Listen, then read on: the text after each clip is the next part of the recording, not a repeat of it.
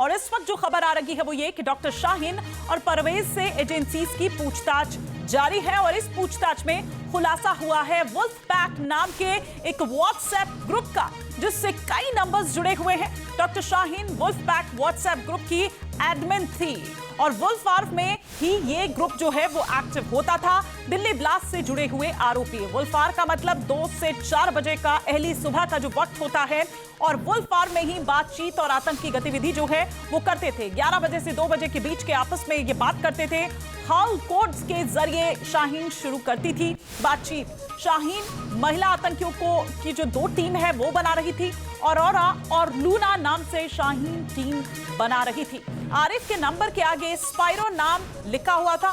Shaheen wolf pattern पर घात लगाकर हमले की बात कहती थी। तो ये बड़ा खुलासा इस वक्त हुआ है। एक ग्रुप वुल्फ पैक के नाम से बनाया हुआ था और वुल्फ वार जो है उसी दरमियानी जो आधी रात है, मिडनाइट आप कह सकते हैं कि उस वक्त ये बातचीत होती थी। और इसी पर और विस्तार से हम बातचीत करते हैं। हमारे सहयोगी अविनाश सिंह हमारे साथ जुड़ चुके हैं। अविनाश, इस ग्रुप के बारे में हम थोड़ा सा और यहां पर विस्तार से आपसे समझना चाहेंगे और साथ ही साथ किस तरह से उन तमाम कोड्स को डीकोड करते हुए इस पूछताछ में खुलासा हुआ है।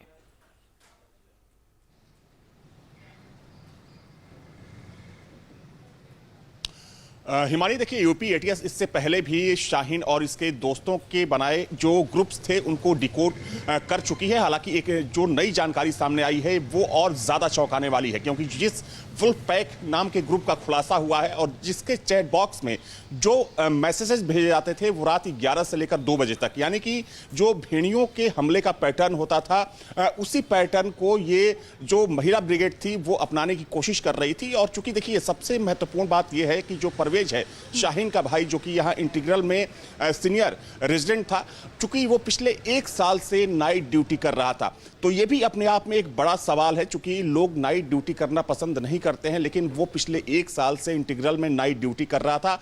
मकसद बिल्कुल साफ था कि वुल्फ पैक ग्रुप के जो तमाम मेंबर्स थे उनको जरूरी मैसेज पहुंचाना बहुत जरूरी था कि किस तरीके से देश के खिलाफ साजिश रचनी है, किस तरीके से जो ग्रुप के मेंबर्स हैं उनको मैसेजेस भेजना है ताकि एजेंसियों की नजर से ये सारे जो आतंकी हैं वो बच सके। देखिए, जो वुल्फ पैक नाम का ग्रुप सामने आया है, इसमें शाहीन ने महिला आतंकियों की 2 ब्रिगेड बना रखी थी और उन जो दोनों ब्रिगेड थे उनका नाम जो मादा भेड़िया होती हैं उनके नाम पर रखा गया है। क्योंकि इससे पहले जब यूपी एटीएस ने पूछताछ की थी और जब इसके चैट बॉक्स को खोला गया था तो उसमें भी चूंकि टीम डी का जिक्र किया गया था। टीम डी यानी कि जो डॉक्टरों की टीम थी और जो शाहीन के संपर्क में थी। देखिए, जैसे जैसे शाहीन और परवेज से जांच पूछताछ हो रही है, कई चौंकाने वाले खुलासे हो रहे हैं। और देखिए, सबसे महत्वपूर्ण बात यह है कि एक तरफ इनसे पूछताछ हो रही है तो दूसरी तरफ जो एजेंसियां हैं लगातार इनके जो सहयोगी हैं, जो दूसरे आरोपी हैं, उनकी यहां दबिश भी डाल रही हैं। क्योंकि कल अगर हम लखनऊ की बात करें तो लखनऊ में, लेकिन अविनाश, जिस ओर आप इशारा कर रहे हैं और जिन 2 ग्रुप्स की आप बात कर रहे हैं, एक औरोरा, एक लूना, जो शाहीन दरअसल 2 इस तरह की टीम बना रही थी महिलाओं की। ये महिलाएं किस तरह से जुड़ती थी? क्या इनको ऐसा लोक लुभावने जो दावे हैं, वादे हैं, या ऐसा क्या इनके आगे एक रखा जाता था अट्रैक्शन पॉइंट जिसकी वजह से ये जुड़ते थे? कभी किसी ने इस पर आपत्ति नहीं की, कभी किसी को शिकायत नहीं की?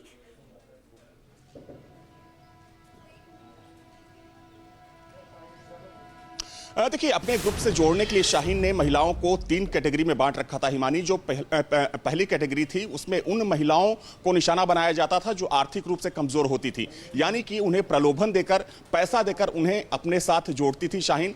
दूसरी जो कैटेगरी थी उन महिलाओं और लड़कियों की थी जो सोच से तो आगे होती थी, लेकिन वो पैसा कमाना चाहती थी, वो बाहर जाकर नौकरी करना चाहती थी, तो विदेश भेजने के नाम पर भी वो उन लड़कियों को, उन महिलाओं को अपने साथ जोड़ती थी। जो तीसरी कैटेगरी थी वो उन महिलाओं, उन लड़कियों की थी जो पहले से ही मानसिक तौर पर कट्टर होती थी, क्योंकि उनको जोड़ना आसान होता था। तो ये 3 कैटेगरी शाहीन ने बांट रखी थी। और ये देखिए, ये तो अभी शुरुआती दौर है।